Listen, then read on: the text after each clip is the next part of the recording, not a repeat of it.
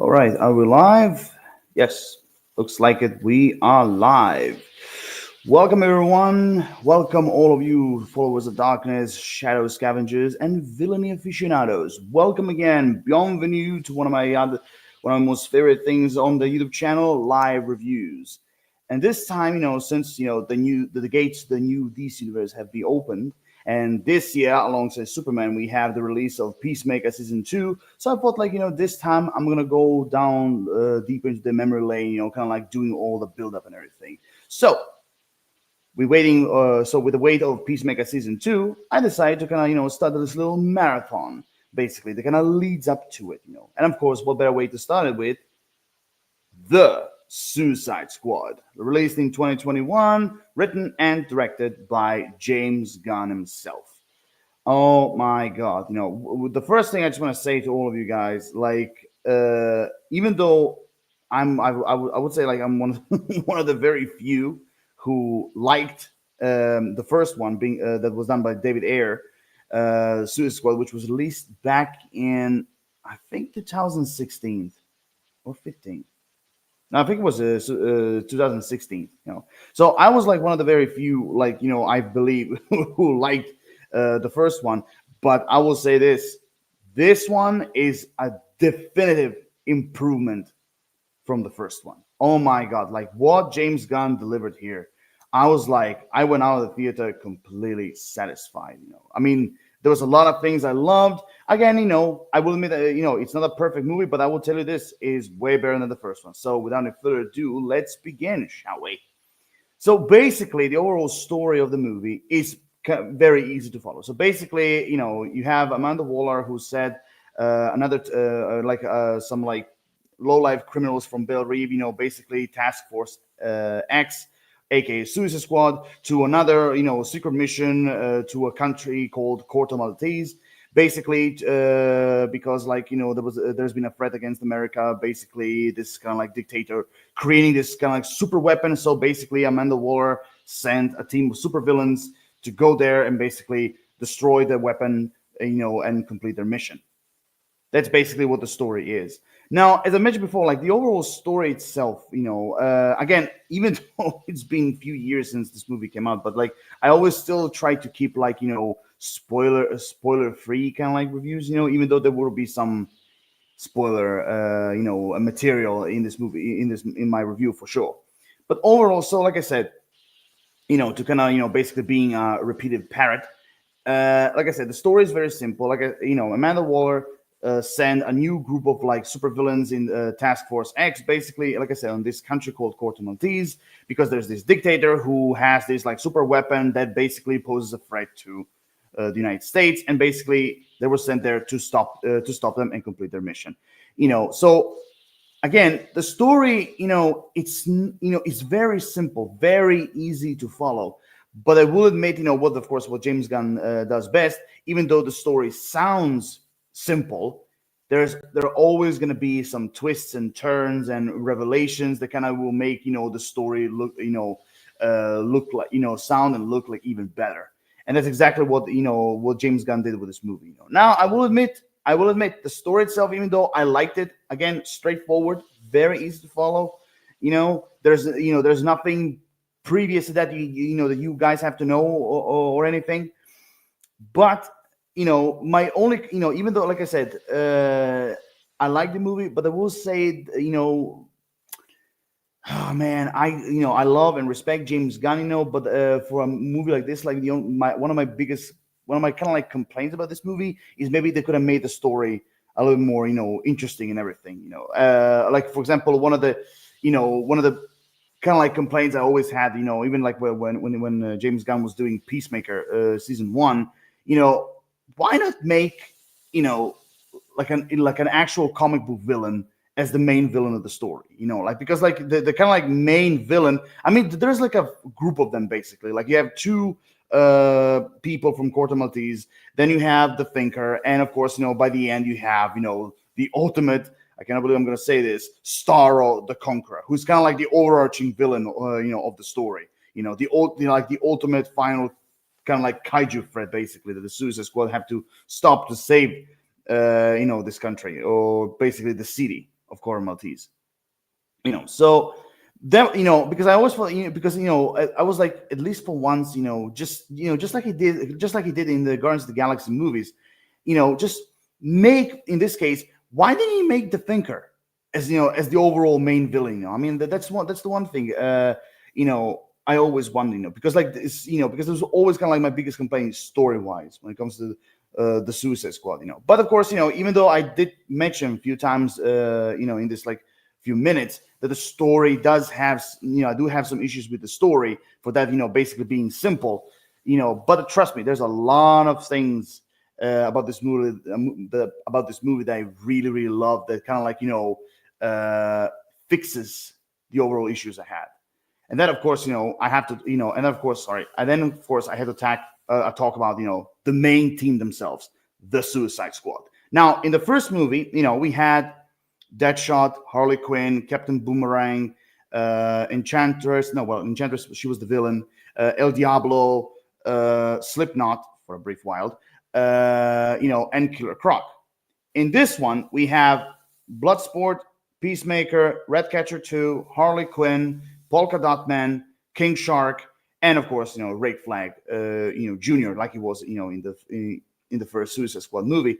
And one of the things is, when you have a movie there where basically the main characters are a team, the one thing you always have to look after, and that is basically the overall chemistry that the team does have in the movie. And again, just like with the Guardians of the Galaxy, James Gunn does a splendid job with the overall chemistry between the Suicide Squad. I mean, like, like from like the rivalry between Peacemaker and Bloodsport, Ratcatcher, Ratcatcher 2, kind of like, trying to make friends, King Shark basically, and he's like crazy shenanigans, Polka Dot Man, and he's like, twisted dark past, and also in the same time trying to prove himself to be a superhero. And of course, you have Rick Flag Jr. and of course Harley Quinn doing their own things, inside this movie.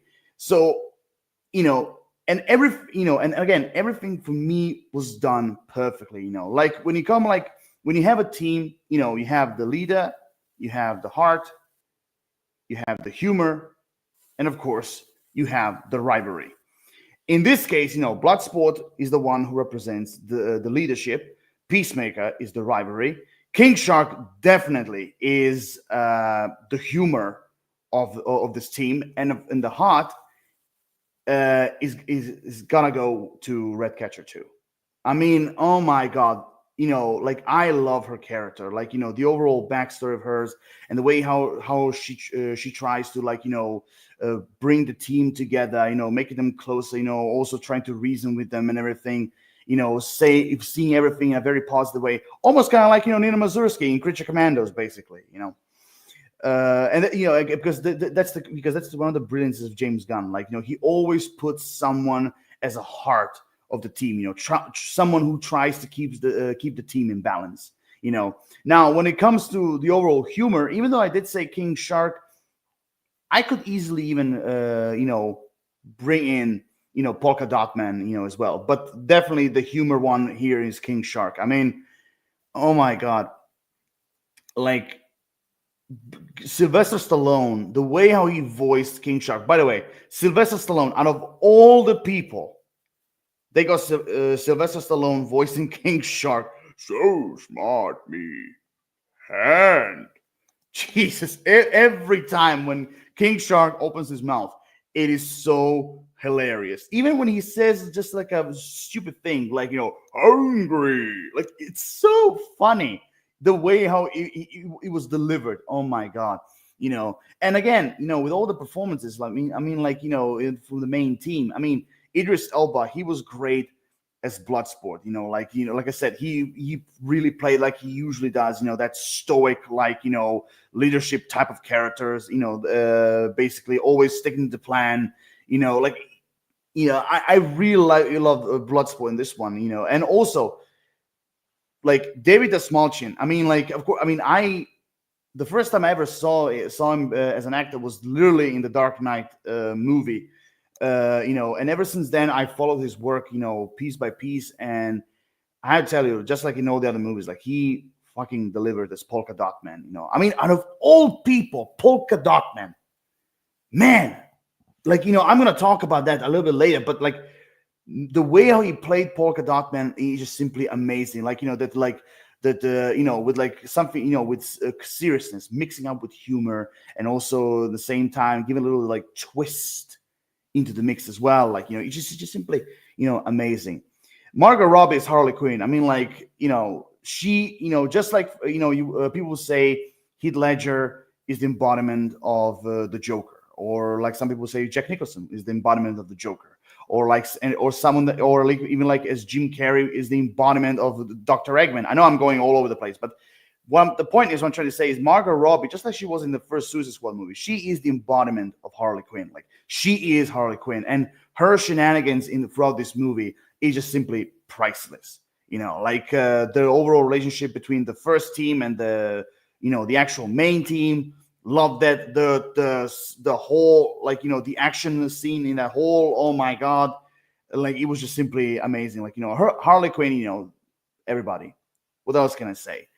Also Joel Kinnaman. I mean, I'll be honest, like Joel Kinnaman playing Rick Flag Jr. In the first Suicide Squad movie. I mean, he was like, for me, always kind of like an okay character.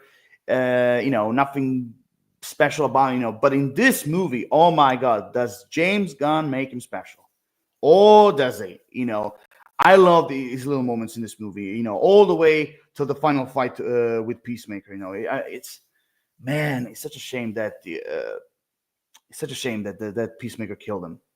Such a shame, which, by the way, if you haven't seen my Creature Commandos review, or if you haven't seen Creature Commandos TV show in general, that's also connected to the new DC universe, by the way. The whole events of the Suicide Squad, for the most part, is connected with the new DC universe. So again, but of course, with all of them, we all these characters like talking about and everything.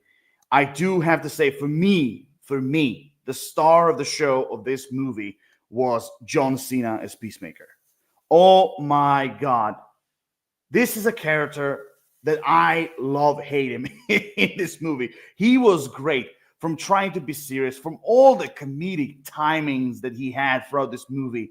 If it's like, with it by himself, or with Bloodsport, or everyone else, even like in the bar scene. Oh my god, like John Cena, he did a fucking performance in this movie.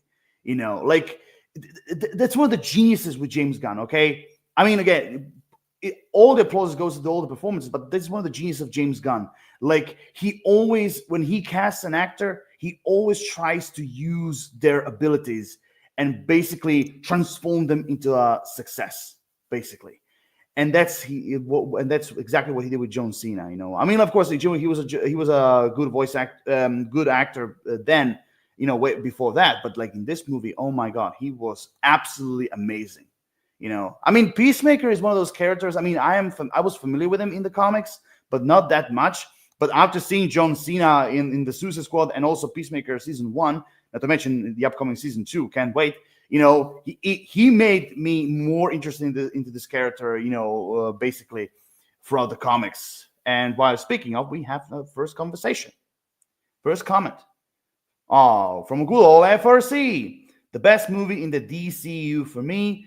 There was a great set of characters that were beautifully brought together by Gunn. Absolutely. It is so cool to see how this movie is impacting the future of DC. Oh, absolutely, FRC. I totally agree on you on this one. Like, this one is definitely one of the best DCU movies we had, for sure. I would even say one of the strongest ones, And I agree with you. Like, that's the beauty of James Gunn. He brings a lot of characters, and most of them people are not familiar with them, and basically he makes them iconic.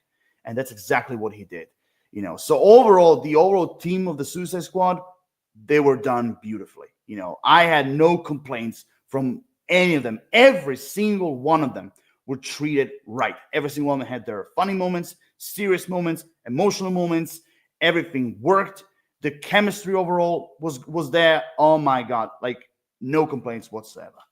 Which kind of brings me now to this. Now, when it comes to with James Gunn, of course you're going to have the trifecta. You're going to have the violence, you're going to have the humor, and you're going to have the emotions. And everything in this movie worked. Oh my god, the violence. Oh my god, like if you have seen Creature Commandos, if you have seen Peacemaker season 1, then you know, if you've never seen the Suicide Squad, then you know what you're gonna be up to. When you see this movie, like James Gunn doesn't even he doesn't come up short with violence. From like King Shark, eating people up, from like Bloodsport and Peacemaker, killing people, it's sort of like a contest between them, when they were like in that camp of Salsoria, to the final duel between them, to Starro ripping the Thinker apart, man, or King Shark ripping a soldier apart, man, the violence is there and it's done beautifully, not just simply to be there. But, and that's what I love about James Gunn. Even with the violence, he's always very strategic and tactical, how to use it, when to use it, and why he needs to use it. That's the beauty of it, about James Gunn. And I love that. The violence in this movie worked. Humor, like I said, as well. When I was watching this movie from the beginning to the very end, I was laughing in stitches. I was laughing maniacally, hysterically, because, some of them, I will say this, not all the humor was perfect. Like some of them, made me giggle, but the majority of the movie, 95% of it, it made me laugh maniacally. Like I said, especially King Shark and Peacemaker, those two made me laugh, hysterically. And also, to make it a perfect trifecta, this movie also has some emotions.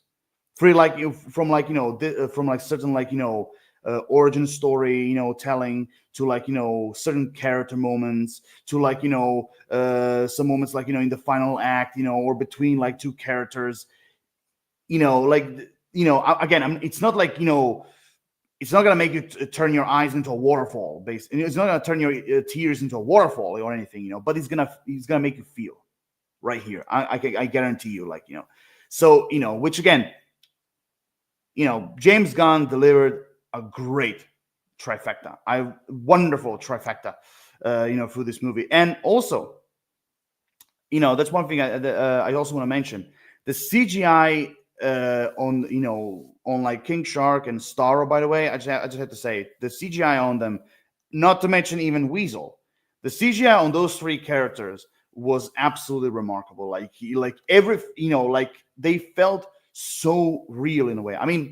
It's kind of difficult to make Starro realistic, basically, someone like him, or even Weasel. But I will still say that the CGI on them looked magnificently, for sure.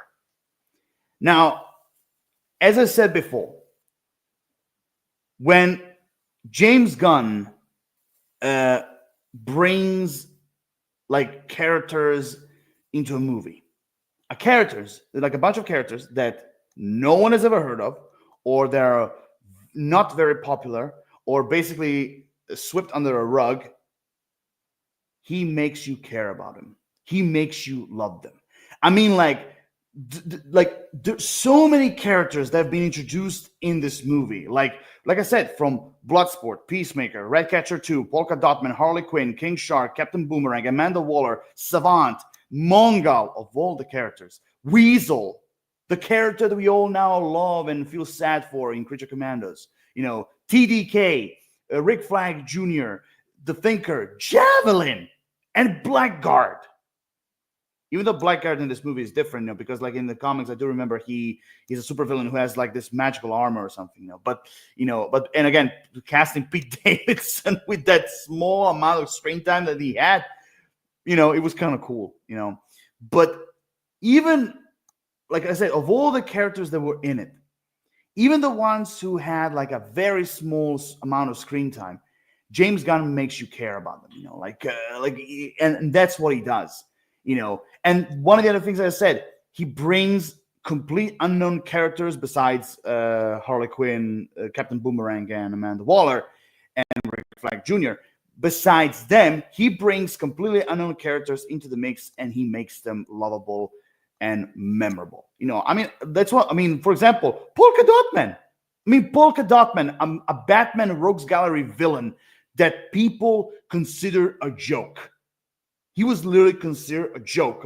He was one of those villains that literally, like I said, he was literally one of those villains that would consider a joke, like, amongst like villains like the Eraser or the Spinner or Mr. Camera or the Cavalier or like like who else, like, Tweedledee, Tweedledum, like he was literally one of them, Killer Moth, Zebra Man, like Zebra Man, like, he was literally one of them, one of those rogues gallery villains that was considered to be a joke. And what James Gunn did in this movie, and also David Dastmalchian being brought on the table, he made him lovable. He made him epically memorable, and again, that also goes to David Dastmalchian's, performance, and again, Peacemaker, a very, dark character from the DC universe. When I say dark, I mean like, not very well known, but now he is known.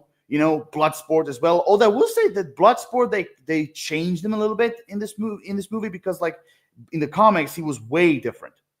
His backstory was like way different, actually way more twisted, a little bit, But in this one, like they kind of like James Gunn, I think like he toned him down a little bit, but still, the way how Idris Elba brought Bloodsport, to life, is just simply amazing. Jai Courtney as Captain Boomerang, even though unfortunately James Gunn killed him, but I'm still hoping with the new DC universe, I'm really hoping there's some way that he's gonna be brought back to life, basically, because you can have, when you have the Flash going up against the Rogues, you can have the Rogues without Captain Boomerang, and as well as the Suicide Squad, you can have Suicide Squad without Captain Boomerang. Amanda Waller, Viola Davis as Amanda Waller. I mean, come on, like just like Margot Robbie's Harley Quinn, Viola Davis is Amanda Waller. I loved her in Suicide Squad, and I loved her in this movie. Like every single scene she was in, that diabolical, like stoic, fearless, character, that she always was, just like in the comics. Like Viola Davis, she delivered. And also, I mean, like having Michael Rooker as Savant, who is also a very, like he's also like one of the. He's also one of the characters in the DC Universe Underworld memory lane, like who like only like true like DC fans experts will know about him. Like Michael Rooker, he was also good. Nathan Fillion as TDK, he was funny. Mongol of all people, like the sister of Mongol. I mean, like to have her in this movie, like I always wondered why did he brought her into this, but like okay, she was cool as well. Weasel, funny. The Thinker, Peter Capaldi as the Thinker, I really loved his version of the Thinker, even though he wasn't the original DeVoe, character, I still liked his overall Scottish, the Thinker. I thought Peter Capaldi was great, and I still wish that he was kept as the main villain, not that like that dictator in Corto Maltese, but like him. I really wish they kept him as the as the main villain, not that dictator guy, Also, Javelin. I mean, again, we have another villain, Javelin. We have another villain that is literally one of the most it's literally one of the most unknown villains, in the DC universe. Who, by the way, was created by a fan. A fan created Javelin. I mean, but anyway. I can go all day long, but the point I'm trying to say is that, and not to mention there's a lot of cameos, by the way, in this movie, just so you know, especially in Belle Reve. But the point I'm trying to say is that James Gunn, with his brilliance, he brought so many characters into this movie. People might think like, and where people might think like, whoa, that's too much. How the hell they're gonna have time, to develop and everything? He did it. He fucking did it. He did it, and everyone was done beautifully. Even the ones who was basically killed in a few minutes, they still had some time, to at least, viewers being interested in them. I mean, again, congratulations to like James Gunn. I really am. Like all the characters in this movie worked, literally.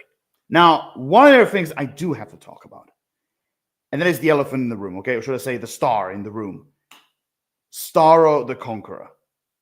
Of all the villains, he went with Starro.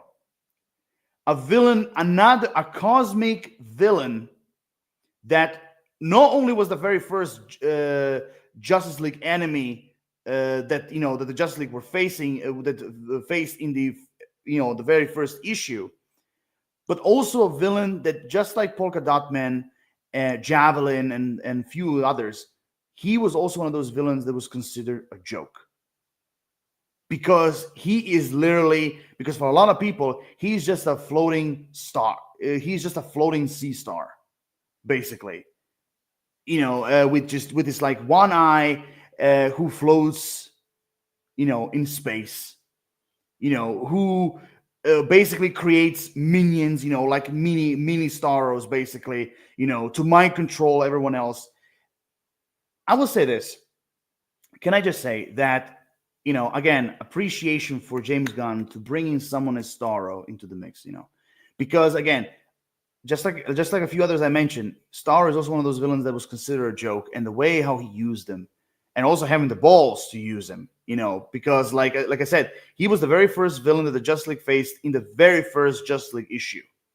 I do remember that comic book, and the overall first appearance of Starro. And again, even though I don't remember, like, did Starro actually? I know in Batman the Brave and the Bold, I know that he was able to talk, but I always wonder, did he actually? Could Starro actually talk, or he talked like through those mini Starros? That's the one thing I was always curious, because in this one, in the movie, he basically talked throughout his mini Starros that came out of his armpits, basically, But overall, making a fucking kaiju of the final, like, third act, what James Gunn did, it was just simply phenomenal.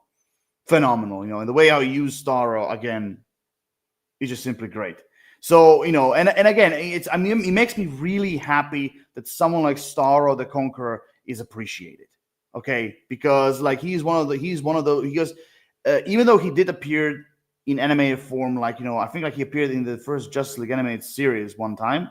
I think I remember him from the Batman the Brave and the Bold animated series as well, and now in this.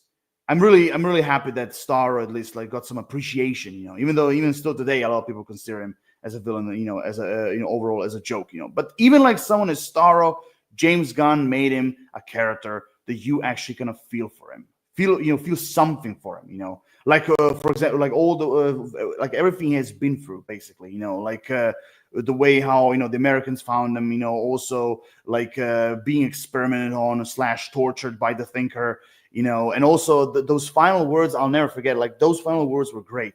Where basically before he died, he was looking at Ratcatcher and Bloodsport, and he was literally, and the last words he said, "I was happy, floating, staring at the stars," or looking at the stars. But anyway, beautiful words. They, in a way, they kind of makes you feel pity for Starro.